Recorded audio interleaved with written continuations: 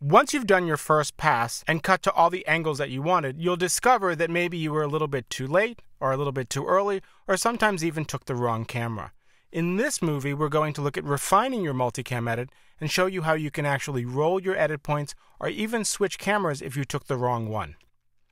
The first thing I want to show you is simply how to roll an edit point. So if we look at the first edit in our timeline, let's go ahead and play it. Plays, corporate meeting.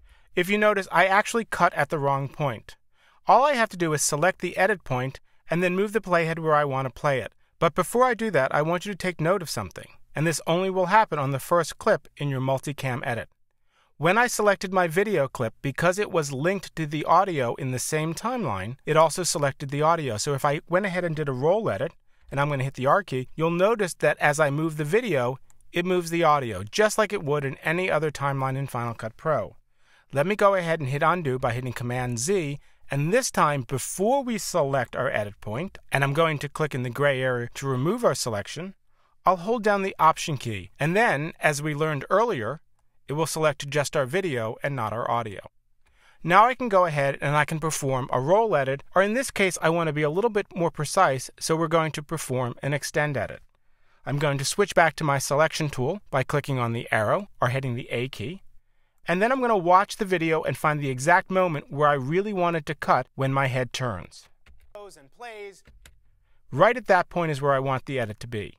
Since I've already selected the edit point, all I need to do is press the E key, and the edit point will move to the exact location where my playhead was parked. Let's go ahead and watch that edit again. Music videos and plays, corporate meetings, training, and the like. Perfect, exactly where I wanted it to be. Now I normally would go ahead and change all my edit points to be precisely where I want them in case I was too slow or too fast on the cut, but I want to show you one other thing. Let's suppose I was over here and I actually wanted to make a cut, but I forgot to. I can very easily cut this clip in half by selecting the blade tool or by hitting the B key. I then will move my cursor over to where that edit point is.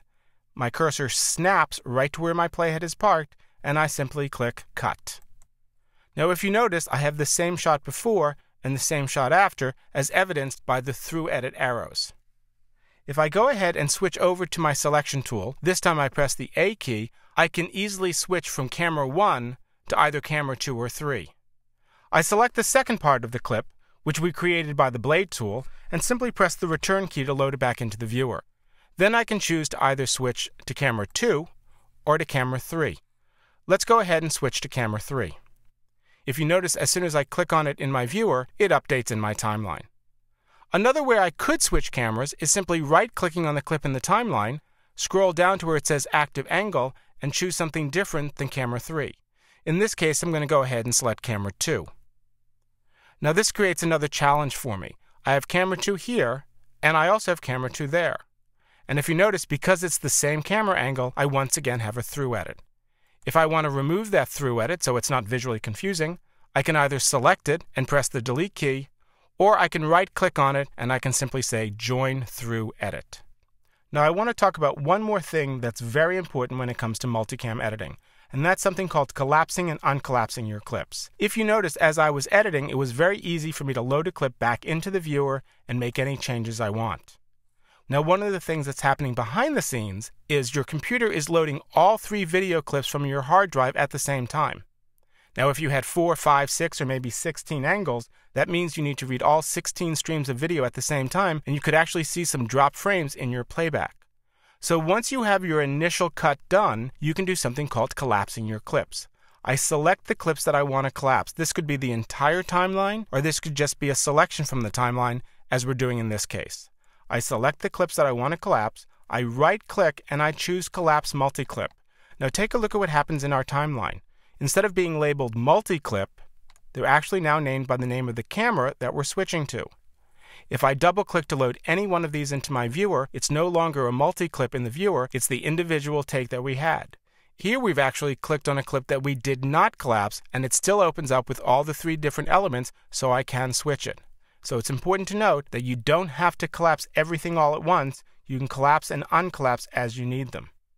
Now, even though these clips have been collapsed, I can still perform roll edits and extend edits just like I did before, but I'm not putting as much demand on my hard drives.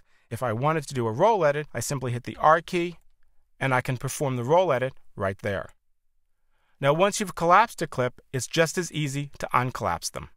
Select the clips that you want to uncollapse. I'm going to press the A key to switch back to my arrow tool.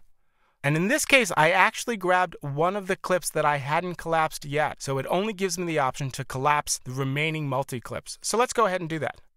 So now that all 4 of these clips are collapsed, if I select them again, I can uncollapse them. Once again, I simply double-click any of these clips and load them into my viewer, and they work just like they did before.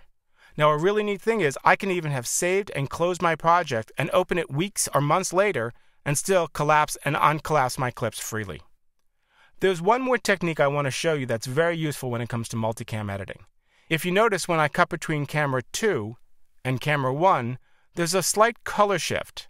Camera 1 is a little pinker, so I want to color correct all my camera 1 angles and remove some of that red hue. Well, I've already built a color corrector that works perfectly to fix this problem, and as a matter of fact, I could simply drop it right there on the camera 1 clip, and the problem is fixed. But I want to be able to do that much more efficiently. I want to be able to do it in all my clips at once. Let me go ahead and hit Command-Z to undo.